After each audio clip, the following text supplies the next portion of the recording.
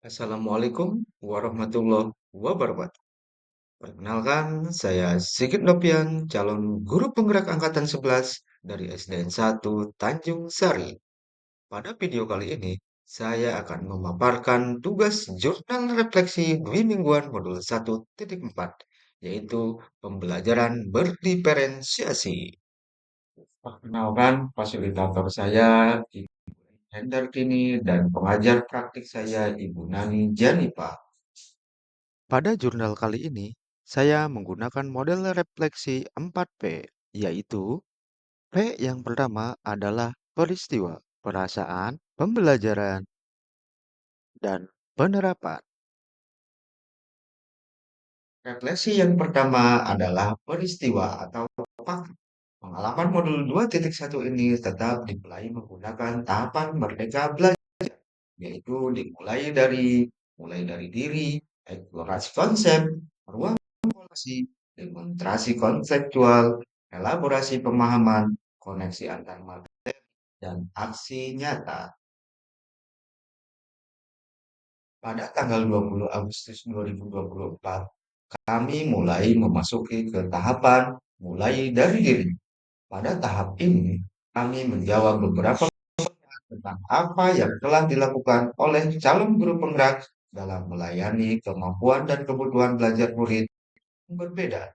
Tantangan apa saja yang dihadapi dalam proses pembelajaran di kelas, serta tantangan bagaimana pembelajaran itu dirancang, dilaksanakan, dan dievaluasi. Kegiatan dilanjutkan pada eksplorasi konsep. Di sini, kami menganalisis penerapan diferensiasi konten, diferensiasi proses, dan diferensiasi produk. Setelah itu, kami berdiskusi di ruang kolaborasi yang dipimpin oleh fasilitator kami, Ibu Eli Hendardini, dan didampingi oleh pengajar praktik kami, Ibu Nani Janipah. Di ruang kolaborasi ini, kami melakukan refleksi kolaboratif untuk menganalisis implementasi pembelajaran berdiferensiasi. Selanjutnya, kami melakukan demonstrasi kontekstual, lalu mengikuti sesi elaborasi pemahaman bersama instruktur Bapak Suyanto. Instruktur kami memberikan penguatan materi pembelajaran berdiferensiasi. Selain itu, kami juga membuat koneksi antar materi dan aksi nyata. Pada ruang kolaborasi, kami berdiskusi dalam kelompok dan memaparkan tentang analisis suatu skenario pembelajaran di setiap jenjang, di antaranya TK, SD, SMP, SMA, atau SMK.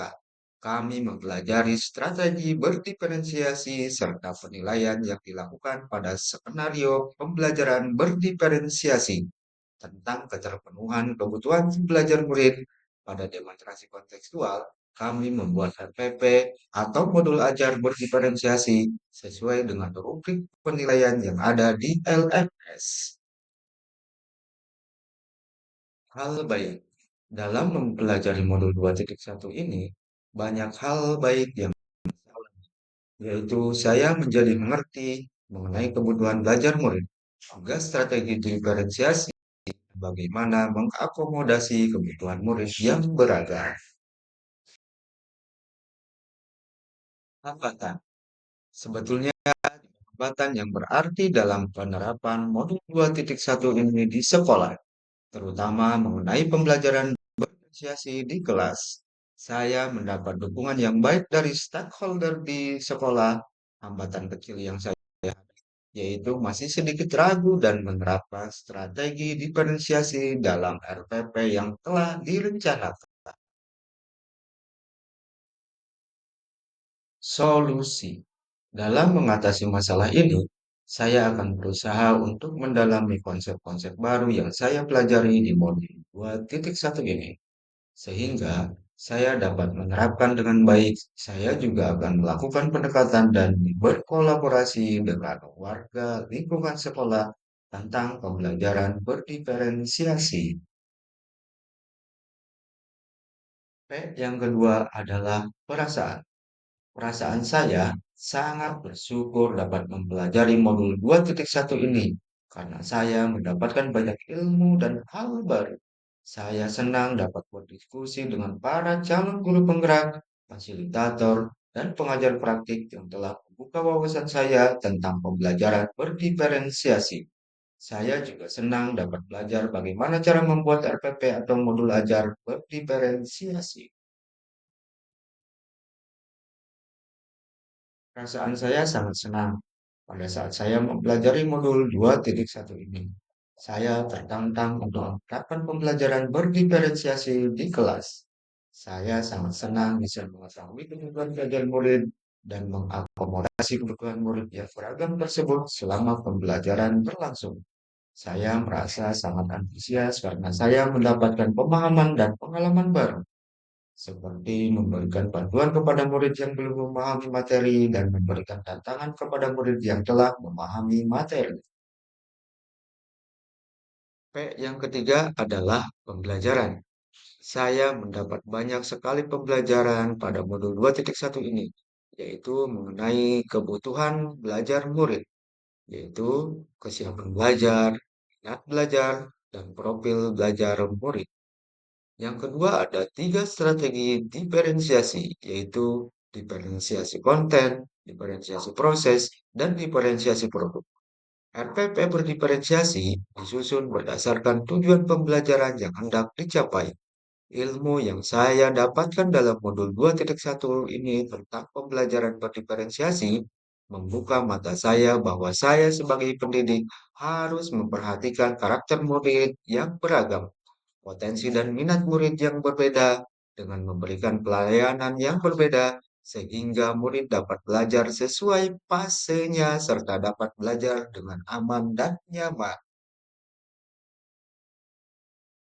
Dan P yang keempat adalah penerapan.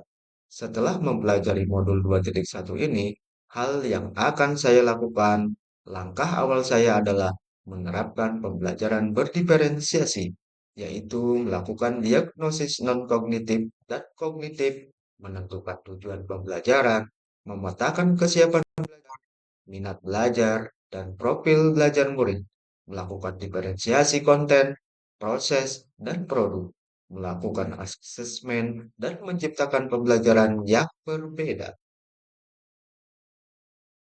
Demikianlah video kali ini.